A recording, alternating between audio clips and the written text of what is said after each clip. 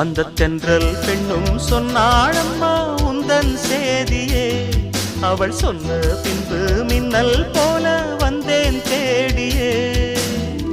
என்னை நீ தொட்டவுடன் என்னவோ பொன்னுதையா, முற்றுகை இட்டவுடன் சிற்றிடை தின்னுதையா. வெட்கம் விடுமோ அச்சம் விடுமோ, தக்க துணைதான் பக்கம் வருமோ. ஒரு சோல குயில் சோடி தன்ன கூடுது கூடுது வந்து, அது நெஞ்சோ தொட்டு நினப்பும் தொட்டு பாடுது பாடுது சிந்து.